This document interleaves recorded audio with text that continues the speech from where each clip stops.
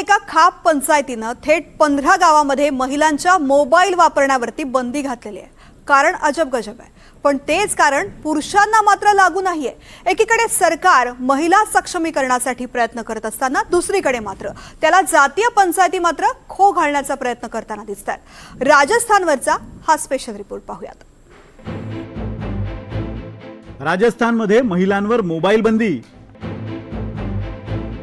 15 गावातल्या महिलांवर मोबाईल बंदी। हे महाशय कुठलाही हिशोब देत नाहीयेत किंवा मांडत नाहीयेत। राजस्थानच्या जालोर जिल्ह्यातल्या 15 गावात महिलांच्या मोबाईल बंदीची ते घोषणा करतायत।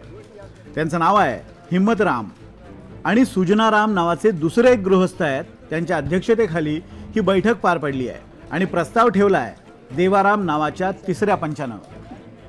तिघांच्याही नावात राम असला तरी सुद्धा काम मात्र महिलांविरोधी। श्री देवाराम जी कार्लो वालों ने प्रस्ताव रखा कि समाज में बहू व बेटियों के पास कैमरा वाला मोबाइल नहीं रहेगा। मोबाइल फोन बिना कैमरा वाला जिससे बातचीत हो सके वह रख सकती है, जिसे सर्वसहमति से प्रस्ताव पास किया गया। 15 गावातल्या महिलांवर जी बंदी घालण्यात आली आहे त्याचे काही नियम ठरवले गेले आहेत। त्या नियमानुसार गावातल्या महिला, मुली आणि विशेषतः सुना या स्मार्टफोन वापरू शकणार नाहीत। ज्या महिलांना मोबाईल वापरायचा आहे त्यांनी साधा कीपॅड असणारा मोबाईल वापरावा। अभ्यासासाठी आवश्यक असेल तर विद्यार्थिनी स्मार्टफोनचा वापर करू शकतील, पण बाहेर घेऊन मात्र जाऊ शकणार नाहीत। मुलींनी किंवा सुनांनी कोणत्याच कार्यक्रमात, मग तो सार्वजनिक असो की घरातला, स्मार्टफोन घेऊन यायचा नाही। शेजारच्या घरी जायचं असेल तरी सुद्धा स्मार्टफोन घेऊन जायचा नाही।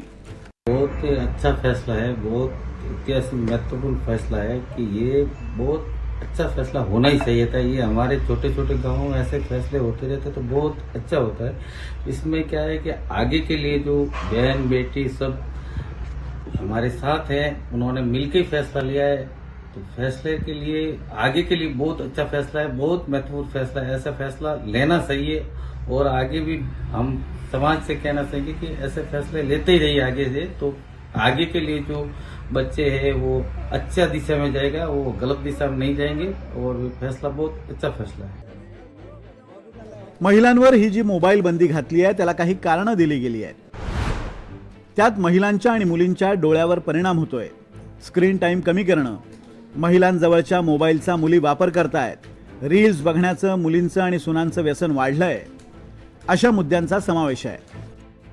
जो हमारे समाज में जो ये फोन मोबाइल वाला जो निर्णय लिया है वो अच्छा ही है और सभी के लिए यही होना चाहिए कि हमारे बहन बेटी वगैरह वो कभी बाहर जाती हैं तो उनको फोन की कोई जरूरत नहीं है, और जो पढ़ाई करती है उन बच्चों के घर में फोन रख सकती हैं। तो वो हमारे समाज ने निर्णय लिया वो बहुत ही अच्छा लिया है और हर समाज में यही होना चाहिए। हमारी तो ये इच्छा है और बाकी जो आपकी इच्छा। राजस्थानच्या जालोर मधल्या या 15 गावांमध्ये महिलांवरील मोबाईल बंदी लागू करण्यात येणार आहे, तीही 26 जानेवारीपासून। म्हणजे ज्या दिवशी देशात राज्यघटना लागू झाली, महिला आणि पुरुषांना समान अधिकार मिळाले, स्वातंत्र्याला कायदेशीर आधार मिळाला, त्याच दिवसापासून राजस्थानमध्ये मात्र महिला स्वातंत्र्य विरोधी निर्णय लागू होईल आणि यावर कारवाईची मागणीही केली जाते। पण त्याचा फारसा परिणाम होईल असं दिसत नाहीये। पण बंदीचा निर्णय घेणारे तोच निर्णय पुरुषांना का लावत नाही, हा मात्र प्रश्न आहे। Bureau report, NDTV Marathi.